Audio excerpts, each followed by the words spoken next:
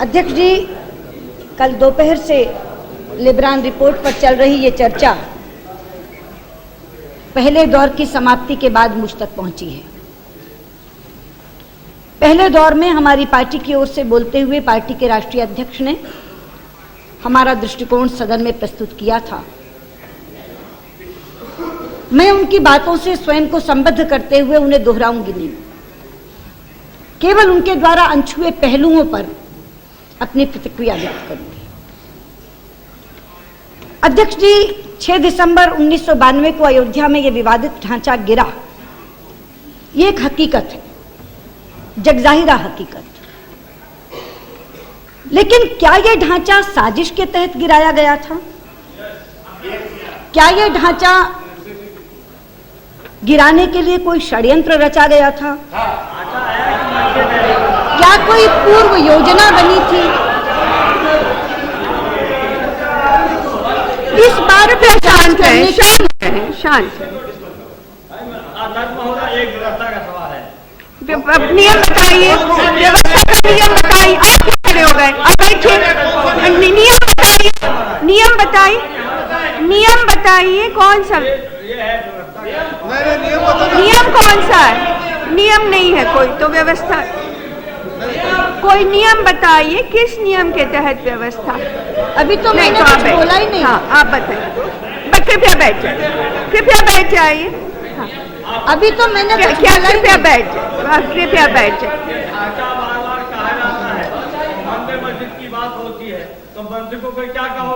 वहाँ disputed structure supreme court का निर्देश है कि इसको विवादित ढांचा कहा जाए, या इसे राम जन्मभूमि बाबरी मस्जिद परिसर कहा जाए, नहीं तो डिस्प्यूटेड स्ट्रक्चर कहा जाए।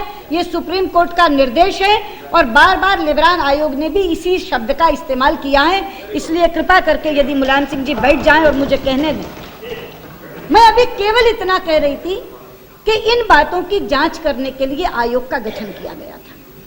16 दिसंबर 1992 को इस आयोग के गठन की अधिसूचना जारी की गई। क्या 14 दिसंबर? मैं जो बात कह रही हूँ उसको पूरे वाक्य को सुन तो लीजिए। आप लोग टिप्पणी ना 16 दिसंबर 1992 को आप क्यों बोल रहे हैं योगी? इसकी अधिसूचना जारी की गई और अधिसूचना में 5 काम उन्हें सौंपे गए जो बहुत साथियों ने बताया, मैं पढ़ूंगी नहीं, लेकिन 3 महीने का समय इस आयोग को दिया गया। यह अधिसूचना की प्रति मेरे पास है। The Commission shall submit its report to the central government as soon as possible, but not later than 3 months. कानूनी भाषा में इसे मैंडेटरी कहते हैं। यहाँ चिदम्बरम जी बैठे हैं। भाषा यह भी हो सकती थी the commission will submit its report with in 3 months। अगर यह कहा जाता कि 3 महीने के भीतर दी जाए तो समयावधि बढ़ाने की गुंजाइश बनी रहती है। लेकिन अगर भाषा ये बन जाए नॉट लेटर देन 3 months, यानी किसी भी कीमत में 3 महीने से ज्यादा देर न की जाए और इसकी रिपोर्ट दे दी जाए, ये मैंडेटरी होता है।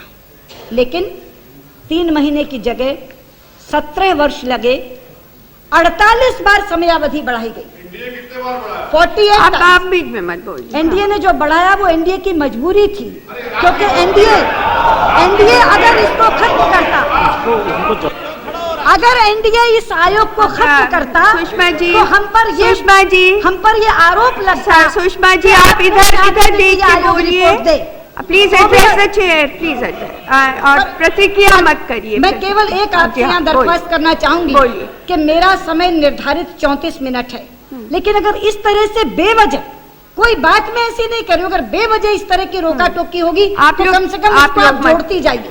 टिप्पणी इतना संरक्षण आपसे चाहूंगी। समय बढ़ाने की बात नहीं करती, मगर कम से कम वो समय जोड़ती जाइए जो मुलायम सिंह जी, ओवैसी जी बेवजह खड़े होकर के ले। अभी मैंने कहा क्या है?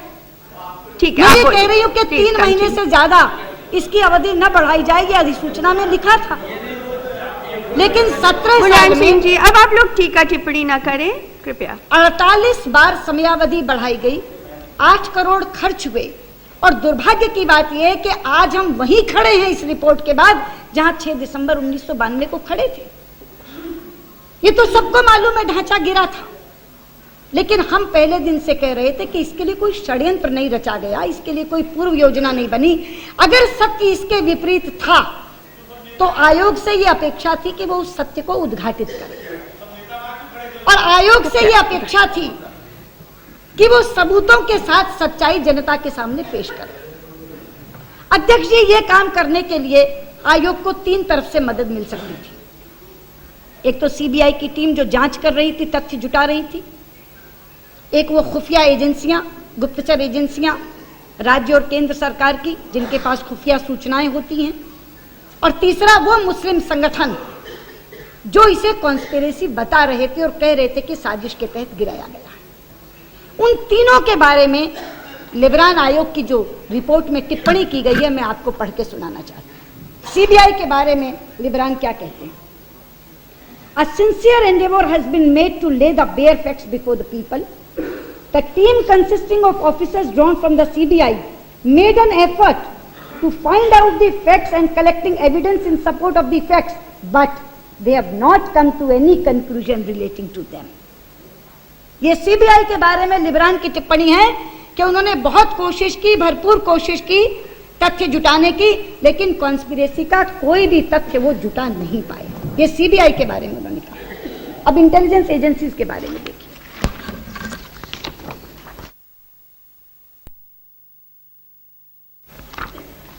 Given the scope of the inquiry, the commission was heavily dependent upon the cooperation of the state government, the central government and private individuals. The state and central intelligence agencies were both over-optimistic in their assessments and guilty of gross failure. Or in the alternative, they withheld crucial records and analysis from the commission. अब वो जो कह रहे हैं कि उन्होंने withhold किया, उनके पास कुछ था ही नहीं तो वो देते क्या? तो इंटेलिजेंस एजेंसीज के बारे में लिबरान कमीशन का ये कहना है। अब मैं मुस्लिम संगठनों की बात करती हूँ।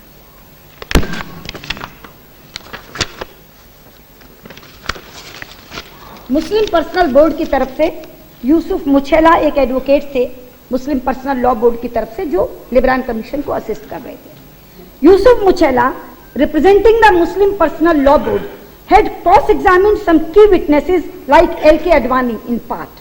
No evidence was led or information provided to the commission with respect to the conspiracy or pre-planning or the joint common enterprise by any of these councils. मुझे अच्छा लग रहा है कि हमारे यहाँ देश के गृह मंत्री वो हैं जो एक वरिष्ठ एडवोकेट भी हैं। आप तो कम से कम एविडेंस को अप्रिशिएट कर पाएंगे चिदम्बरम जी। आप मुझे ये बताइए कि वो तीनों चीजें जो ये तथ्य जुटा सकती थी, जो साक्ष्य ला सकती थी, जो सबूत पेश कर सकती थी, लिबरान कमीशन की रिपोर्ट कहती है ना सीबीआई तथ्य जुटा पाई, ना इंटेलिजेंस एजेंसियां मदद कर पाई, और ना वो मुस्लिम पर्सनल लॉ बोर्ड के वकील हमारे सामने कोई सबूत पेश कर पाए कि ये कोई योजना थी, ये कोई षड्यंत्र था, ये कोई साजिश थी। लेकिन इन तीनों के बावजूद लिबरान रिपोर्ट किस निष्कर्ष पर पहुंचती है, वो निष्कर्ष पढ़ के सुनाती है। The utilization of such huge monies is a categorical pointer to the planning and pre-planning carried out for the entire process of the movement, commencing with mobilization onwards right up till the very demolition itself. ये कैसा appreciation of evidence है? कोई तथ्य नहीं, कोई साक्ष्य नहीं, कोई सबूत नहीं, लेकिन चूंकि पैसा, वो भी वो कह रहे हैं कि पैसे का यूटिलाइजेशन हुआ, ये अपने आप में पॉइंटर है कि प्री प्लानिंग थी, कॉन्स्पिरेसी थी, और केवल मूवमेंट की नहीं, डिमोलिशन तक की। जिस समय ये रिपोर्ट आई थी तो मैंने प्राथमिक टिप्पणी की थी that findings of this report are perverse, ill founded and against the evidence placed before the commission. यानी इस रिपोर्ट के निष्कर्ष विकृत हैं, इस रिपोर्ट के निष्कर्ष निराधार हैं, और इस रिपोर्ट के निष्कर्ष उपलब्ध सबूतों के विपरीत हैं। ये पहला तर्क मैंने रखा है उस बात को पुष्ट करने के लिए जो मेरी प्राथमिक टिप्पणी थी। तब तक मैंने केवल सरसरी पढ़ी थी रिपोर्ट, तब तक मैंने पूरी की पूरी रिपोर्ट नहीं पढ़ी थी, लेकिन जैसे मैं पन्ना दर पन्ना पढ़ती गई हूं, मेरी ये धारणा पुष्ट होती गई है। दूसरी बात अब आपके सामने रखना चाहती हूं अपने उसी तर्क को पुष्ट करने के लिए। अध्यक्ष जी, इस पूरी रिपोर्ट में उस समय की केंद्र सरकार पर बहुत तल्ख टिप्पणियां की गई हैं, बहुत तल्ख टिप्पणियां, पहले भी और बाद में भी। मैं एक आपको टिप्पणी इसमें पढ़ के सुनाती हूं। The central government was crippled, ये उस सेंट्रल गवर्नमेंट की बात है जिस समय नरसिम्हा राव जी प्रधानमंत्री थे। The central government was crippled by the failure of the intelligence agencies to provide an analysis of the situation. It stayed its hand deferring to the Honorable Supreme Court, which had taken up the matter and was dealing with it by giving appropriate directions. यहाँ justice Libran कह रहे हैं कि उस समय की केंद्र सरकार अपाहिज हो गई थी, वो सारे मसले को सुप्रीम कोर्ट को सौंपकर हाथ पर हाथ धरे बैठी थी। ये एक टिप्पणी है।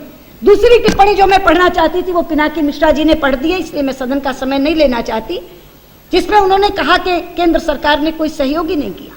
मैं पूछना चाहती हूं, आप जिस केंद्र सरकार को अपाहिज बता रहे हैं, असहयोगी बता रहे हैं, उस केंद्र सरकार के मुखिया कौन थे?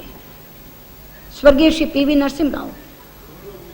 कमीशन ने उनको तलब किया था, कमीशन के काउंसिल ने उनसे सवाल जवाब किए थे, पीवी नरसिम्हा राव के खिलाफ गवाहियां आई थी और एक गवाह इस सदन में मौजूद बैठे हैं, श्री मुलायम सिंह यादव, एफिडेविट दिया था जिसमें गवाही दी थी।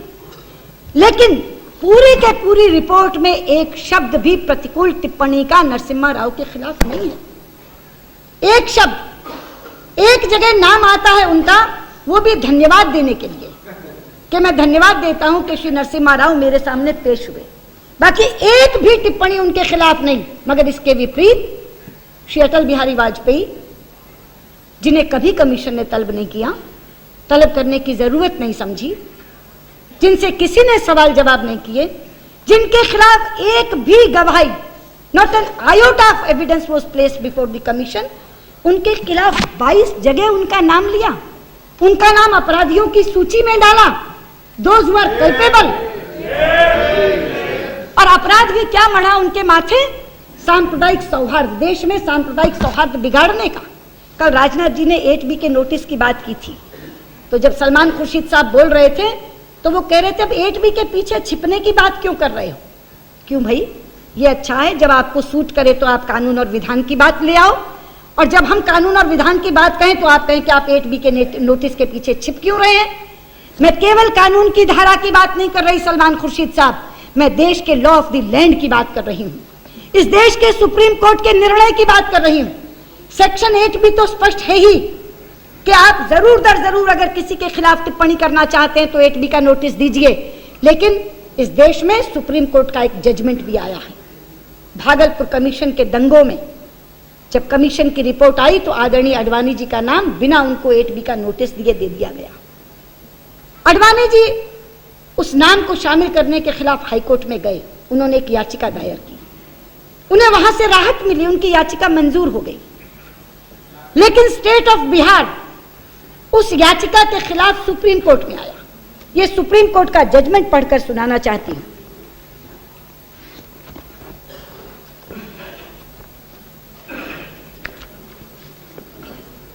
It is thus incumbent upon the commission, Chidambaram साहब जरा ध्यान से सुनेंगे, आप बहुत अच्छे से जजमेंट्स को अप्रिशिएट कर सकते हैं। It is thus incumbent upon the commission to give an opportunity to a person before any comment is made or opinion is expressed which is likely to prejudicially affect that person.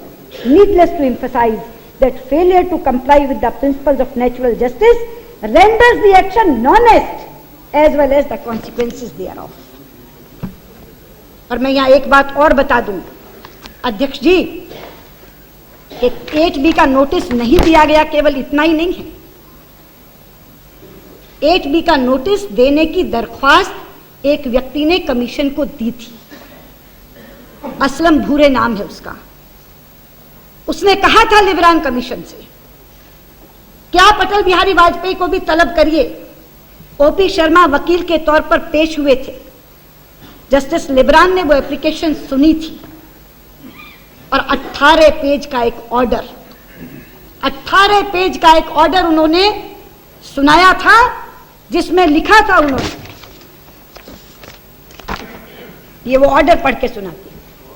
I am satisfied that no useful purpose would be served in summoning the prime minister at this stage of inquiry as advised by the council for the commission.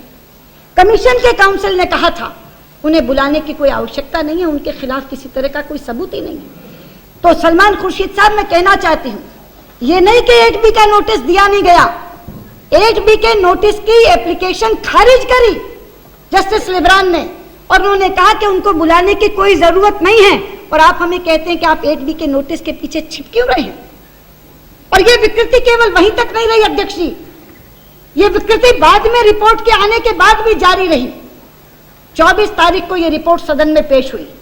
24 तारीख को ही times of India के एक correspondent ने justice Libran से बात की और उन्होंने उनसे पूछा कि अटल जी को बिना सम्मन किए आपने उनके खिलाफ टिप्पणी कैसे कर दी। तो सुनिए, मैं पढ़ के सुनाती हूं जस्टिस लिब्रान ने क्या कहा। Asked how he could have indicted Vajpayee, who was never summoned to appear before the commission in breach of section 8B of the Commission of Inquiry Act 1952, Justice Libran told Times of India from Chandigarh that he never indicted the former PM. On quote, please read the report in its context and show me a single reference to Vajpayee which can be construed as an indictment. Justice Libran said, pleading that no irresponsible reference be manufactured from his report. No irresponsible reference should be manufactured from his report. ये उनका दिया गया interview है 25 तारीख का। 25 को छपा, 24 को ही शाम को दिया था। लेकिन 4 दिन के बाद जस्टिस लिब्रान बदलते हैं और हिंदू को एक इंटरव्यू देते हैं। और क्या कहते हैं उस इंटरव्यू में? Speaking to this correspondent from his Chandigarh home, Justice Libran said, the commission issued notice to the BJP and many of its leaders were examined as witness. He said, on quote, nobody can dispute that Mr. Vajpayee is a tall leader in that party, which is a legal entity. Just like a managing director is responsible for the misdeeds of a company, a leader is equally responsible for the misdeeds of a party. मैं पूछना चाहती हूँ अध्यक्ष जी, ये 25 तारीख की ये report पढ़ने के बाद मैं सहमत हूँ मुलायम सिंह जी से और पिनाकी मिश्रा से कि जस्टिस लिब्रान ने ये रिपोर्ट पढ़ी ही नहीं थी। ये अपने आप में खोज का विषय है अध्यक्ष जी कि ये रिपोर्ट किसने लिखी है और ये रिपोर्ट किसने लिखवाई है। 25 तारीख के टाइम्स ऑफ इंडिया में जस्टिस लिब्रान कहते हैं, मेरी पूरी रिपोर्ट में कहीं अटल जी का नाम तो दिखाओ। वो कहते हैं read the report in this context. उन्होंने पढ़ी ही नहीं, लेकिन उसके बाद उन्हें लोगों ने जाकर दिखाया कि अरे साहब आप पढ़ के तो देखो, इसमें तो 22 जगह अटल जी का नाम है और उनकी सूची अपराधियों में है। तो उन्होंने ये तर्क गढ़ा कि मैंने तो बीजेपी को नोटिस दे दिया था, जरूरत क्या थी। एक कंपनी का मैनेजिंग डायरेक्टर रिस्पॉन्सिबल होता है, उसी तरह से वो रिस्पॉन्सिबल। मैं पूछना चाहती हूँ अध्यक्ष जी, अगर इस कंपनी के मैनेजिंग डायरेक्टर रिस्पॉन्सिबल हैं तो वो कंपनी जो उस समय शासन कर रही थी उसके मैनेजिंग डायरेक्टर बरी कैसे हो सकते हैं? उनके मैनेजिंग डायरेक्टर पाक और साफ घोषित कर दिए जाएं, उन्हें सारी जिम्मेदारियों से बरी कर दिया जाए। और ये एक संयोग है, ये एक संयोग है अध्यक्ष जी कि उस समय की उस कंपनी के एक डायरेक्टर आज इस कंपनी के मैनेजिंग डायरेक्टर बनकर बैठे। सरदार मनमोहन सिंह उस समय वित्त मंत्री थे, कोई छोटा मोटा ओहदा नहीं होता, वित्त मंत्री थे वो उस सरकार के, वो डायरेक्टर भी थे उस समय और आज वो इस कंपनी के मैनेजिंग डायरेक्टर हैं। अगर हमारे मैनेजिंग डायरेक्टर जिम्मेदार हैं तो उनके मैनेजिंग डायरेक्टर बरी नहीं हो सकते। राव साहब को खुद ही छुट्टी, नरसिम्हा राव को क्लीन चिट और अटल बिहारी वाजपेयी अपराधी, ये विकृत नहीं है तो और क्या है। मैंने कहा था कि मैं पुष्ट करूंगी अपने इस आरोप को कि ये विकृत भी है, सबूतों के खिलाफ भी है और ये निराधार भी है।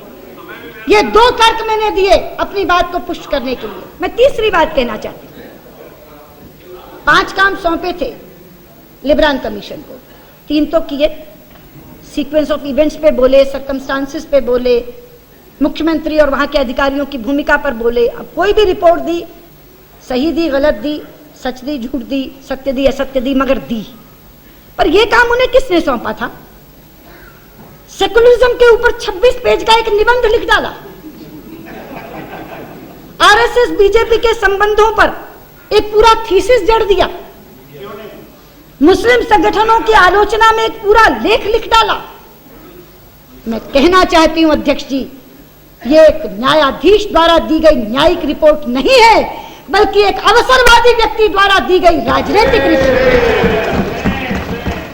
मैं तो पूछना चाहती हूं चिदम्बरम जी से, कौन सी ख्वाहिश पूरी की है आपने जज साहब की? विश लिस्ट बहुत लंबी थी, बहुत लंबी विश लिस्ट थी, मुझे जानकारी है। सुप्रीम कोर्ट में नियुक्ति से लेकर राज्यपाल से होती हुई वो विश लिस्ट राजदूत तक पहुंचती थी। लेकिन अब तो उन्होंने अपने रिकमेंडेशंस के चैप्टर में ही अपने लिए 3 नौकरियां खोज दी। किस पर सहमति हुई है जरा बता दीजिए।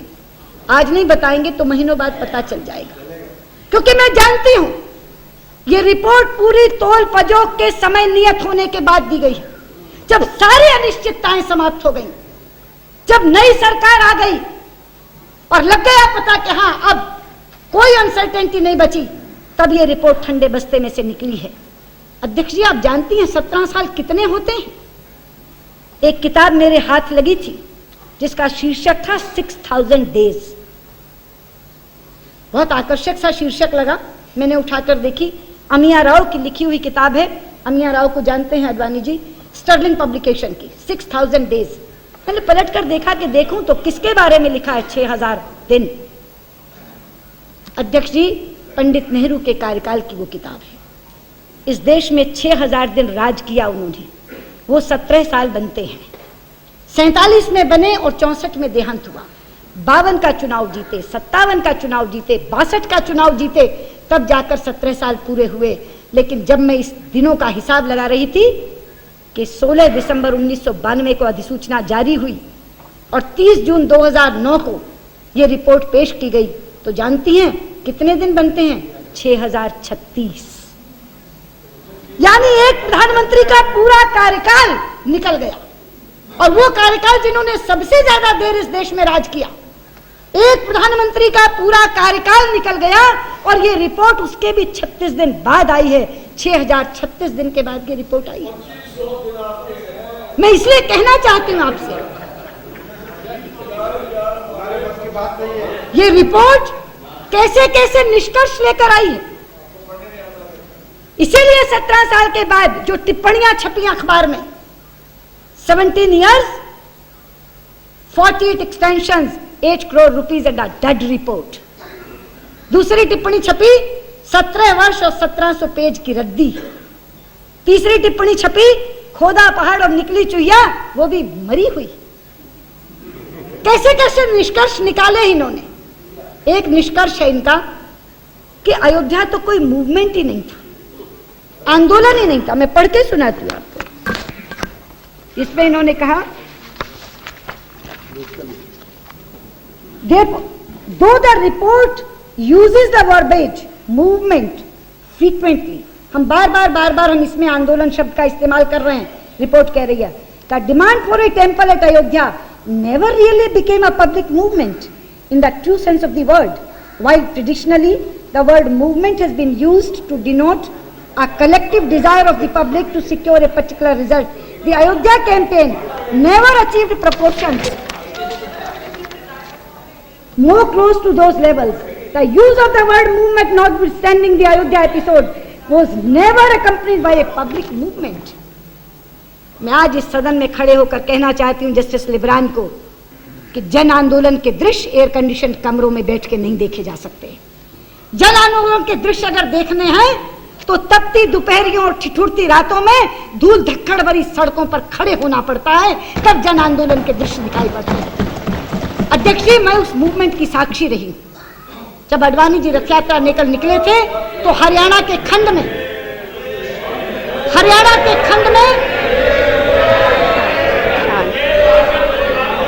शांत रहिए। आप क्यों बोल रहे हैं? मदन लाल शर्मा जी, आप बैठ जाइए। कि शर्म करो। क्या कह दिया मैंने जिस पे कह रहे हैं शर्म करो? आप प्लीज एडजस्ट। बैठ जाइए, आप शांत रहिए। शांत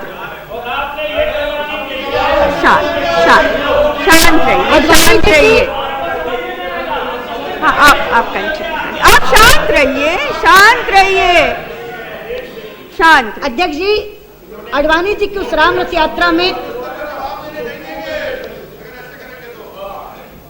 उस राम रथ यात्रा के हरियाणा खंड में मैं उनके साथ थी।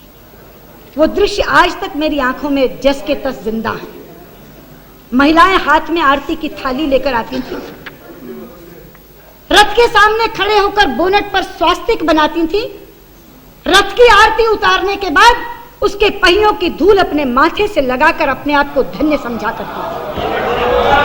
वो दृश्य देखे हैं मैंने, वो कहानियां,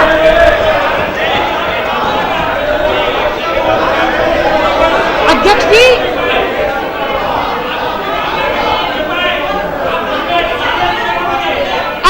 कार सेवकों की वो कहानियां, कार सेवकों की वो कहानियां अभी तक मेरे कानों में गूंजती हैं। जब मुलायम सिंह जी ने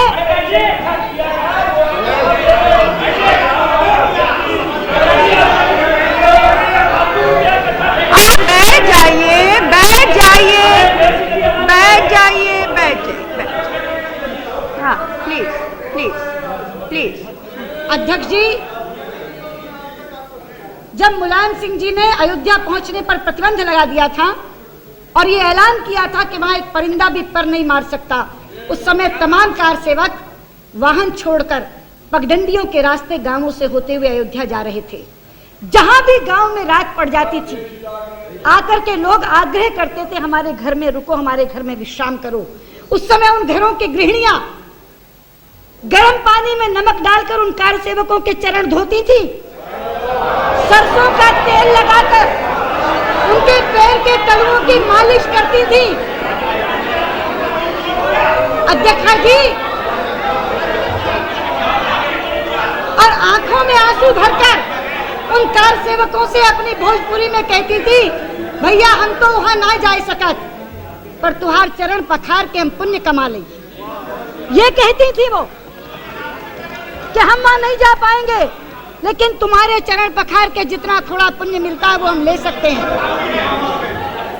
मध्यम वर्ग की महिलाएं घर से आलू पूरी बनाकर कार सेवकों के लिए भेजा करती थी। गवाह है मुलायम सिंह यादव, अधिकारियों की पत्नी अपने बच्चों को लेकर सामने खड़ी हो गई थी कि पहले गोली हम पर चलाओ, बाद में कार सेवकों पर चलाना। वो कहते हैं ये आंदोलन नहीं था, ये जन आंदोलन नहीं था। चंडीगढ़ में बैठ के आपने निष्कर्ष निकाल लिया कि वो जन आंदोलन नहीं था। आप क्यों खड़े हो जा रहे हैं बार बार? आप बार बार क्यों खड़े हो रहे हैं? बैठ जाइए, बैठ जाइए, बैठ जाइए। इतना उत्तेजित नहीं होते हैं, इतना उत्तेजित नहीं होइए, इतना आप बैठ जाइए, बैठ। हाँ, स्वतंत्र भारत का वो सबसे बड़ा जन आंदोलन था और उसी आंदोलन ने आडवाणी जी को जननायक बनाया था। अध्यक्ष जी, ऐसे ऐसे विकृत निष्कर्ष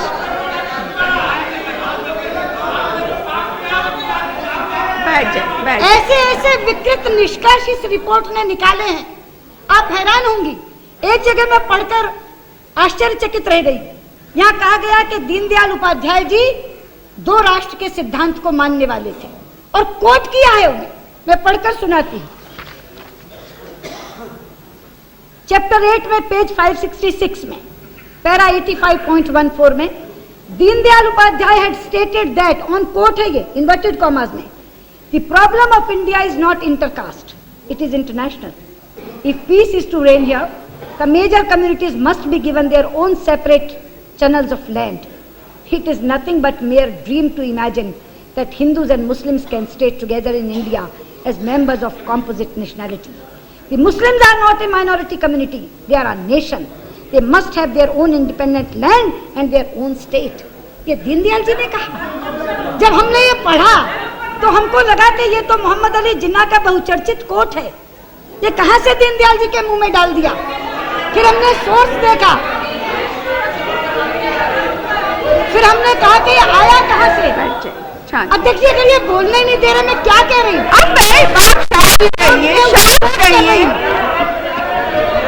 आप क्यों बार बार हो जा रहे खड़े?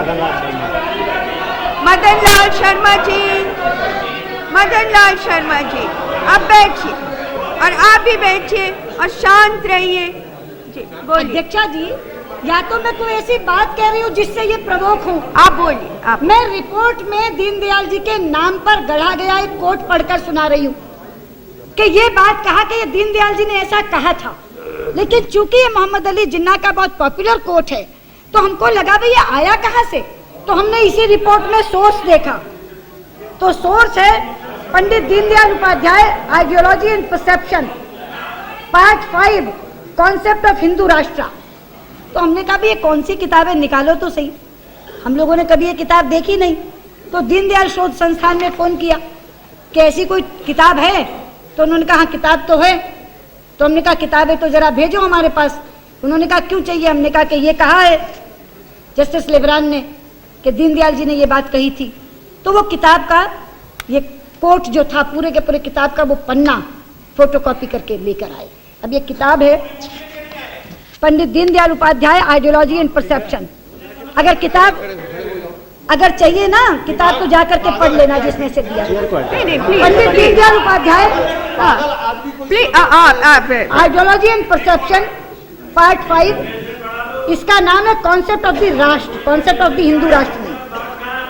ये ट्रांसलेट की है यशवंत राव केलकर ने। अब मैं आप क्यों बोल रहे हैं? आप क्यों बोल रहे हैं? आपकी बारी आएगी, आप बोलिएगा। अभी उनकी बारी, उनके सुनिए। आप बैठ जाइए, आप बैठ जाइए, आप बैठ तो नहीं बोले ना, आप बैठ जाइए। अब ये मैं बता रही हूँ अध्यक्ष। अब ये किताब है जिसको उन्होंने कोट किया है। उसमें वो ये कहते हैं, Jinnah advocated the theory that the Hindu and Muslims are two separate nations with propagandist zeal.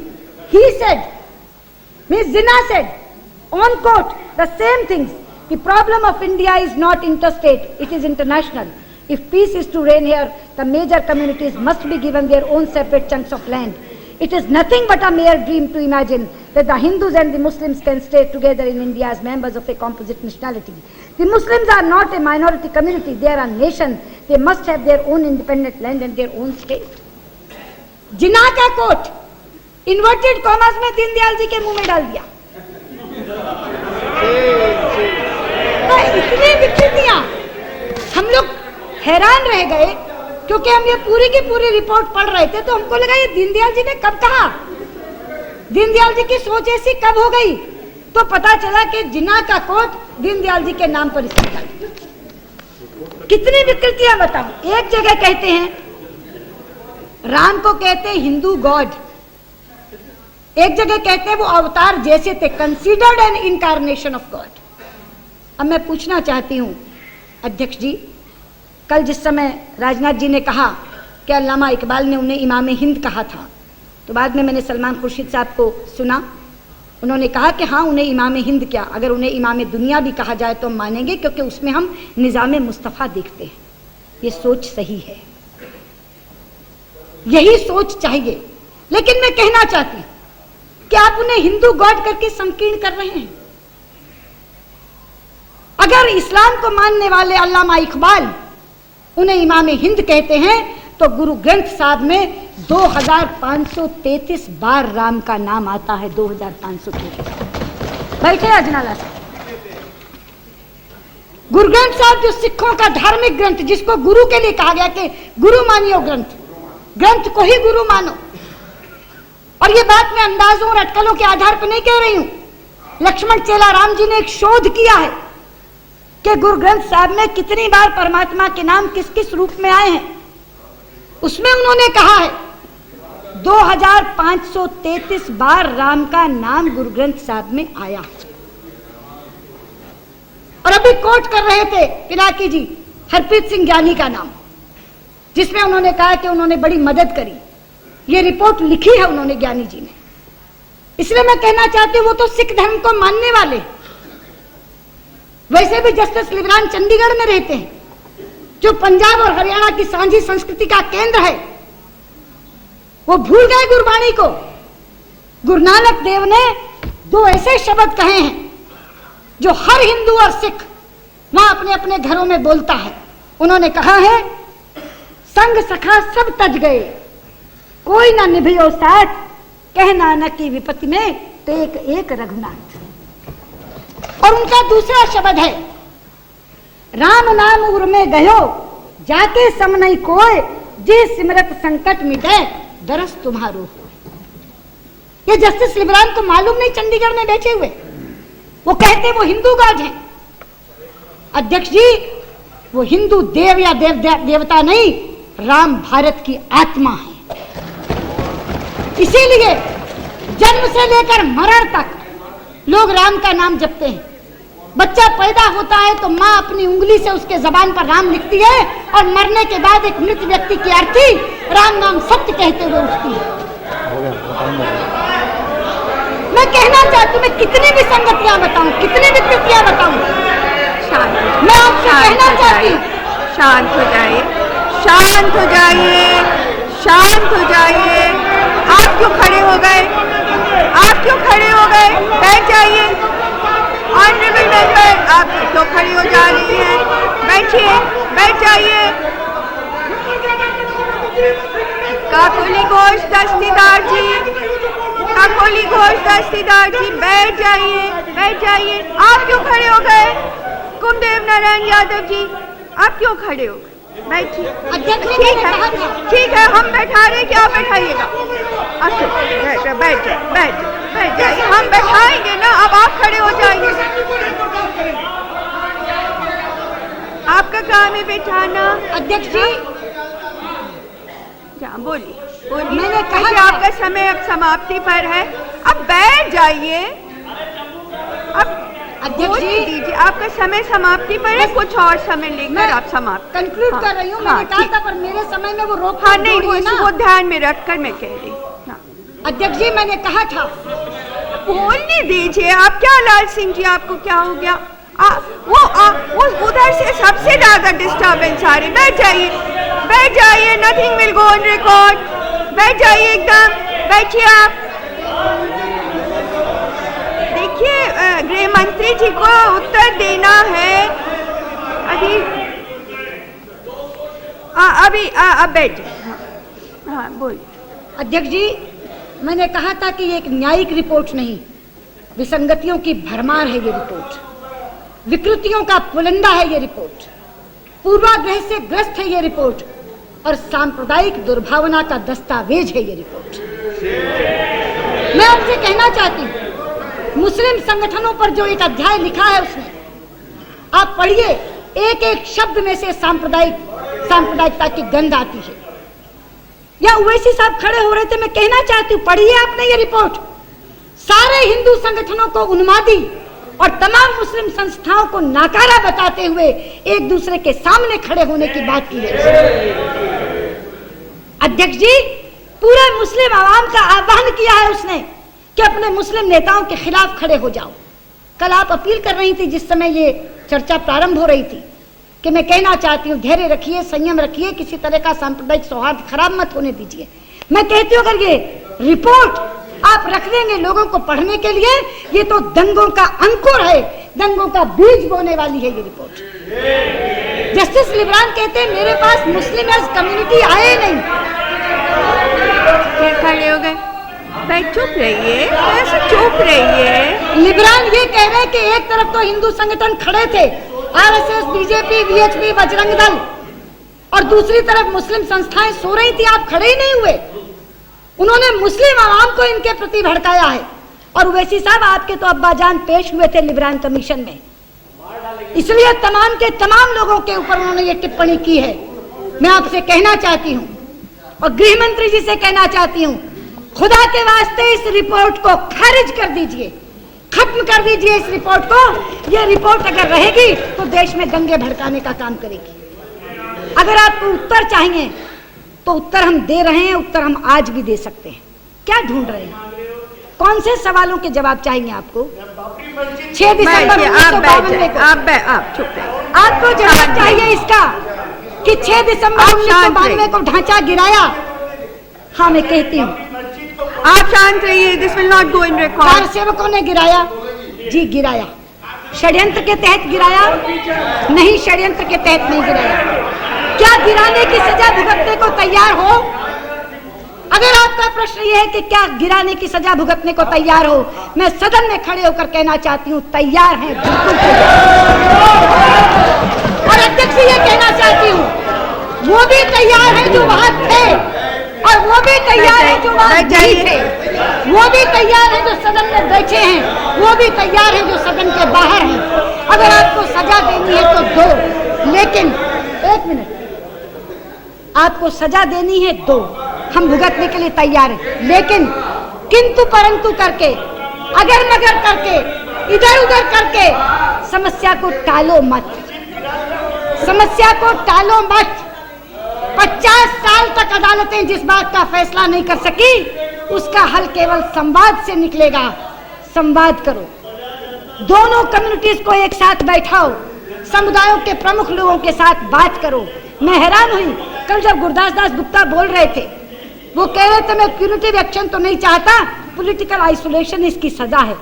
Gurdas दा, अभी 4 दिन पहले आपने मुझे न्योता दिया था कि आकर के एटक की रैली को एड्रेस करो, और कल आप पॉलिटिकल आइसोलेशन की बात कर रहे थे हमारे कॉमरेड्स के लिए। अध्यक्ष जी, हमारे अध्यक्ष जी, अभी बैठ जाइए, हमारे कॉमरेड्स के लिए। She has finished. एक minute ma'am, After she has, no, you sit down. After she has finished, I'll give you a minute. No, I'll give you a minute after she is finished. अध्यक्ष जी, आप बाद में इन्हें समय दे दीजिए, जो ये कहना चाह रहे हैं वही मैं बता रही। हमारे कॉमरेड्स को 2 फ्रेज बहुत सूट करते हैं। जब इन्हें कांग्रेस से हाथ मिलाना होता है तो ये कहते हैं सेकुलर फोर्सेस को इकट्ठा हो जाना चाहिए, इसलिए हम कांग्रेस के साथ हैं। और जब इन्हें बीजेपी का साथ चाहिए तो ये कहते हैं इकोनॉमिक इश्यूज पर हम सबको साथ हो जाना चाहिए, इसलिए बीजेपी हमारे साथ है। ये कहना चाह रहे हैं। इन्होंने उस दिन कहा था, अध्यक्ष जी, इन्होंने कहा था this is a very significant move, हम इकोनॉमिक इश्यूज पर इकट्ठे हो जाएं, आप आइए हमारे यहाँ की रैली को एड्रेस करिए। उस दिन मुझे सुविधा नहीं थी, मैं नहीं जा सकी।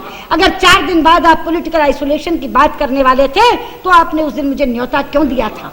इसलिए मैं आपसे कहना चाहती हूँ, पॉलिटिकल आइसोलेशन इसका जवाब नहीं है, इसका समाधान नहीं है। इसका समाधान है इकट्ठे बैठना, मगर किस मानसिकता से बैठना? इस मानसिकता से बैठो कि हमलावरों के विजय चिन्ह गर्व के नहीं शर्म के स्मारक होते हैं। इस मानसिकता से बैठो, जरूर कर जरूर हल निकलेगा। कोई जगह बंद नहीं होती। इतिहास में ऐसे बहुत से पड़ाव आए हैं जहां लगता है सब कुछ समाप्त हो गया, लेकिन उसी अंधेरे में से राह निकला करती है। और इस रिपोर्ट को खारिज करो, कम से कम मैं अपनी पार्टी की तरफ से इस रिपोर्ट को पूरी तरह खारिज करती हूँ। We dismiss this report, lock, stock and barrel. Thank you.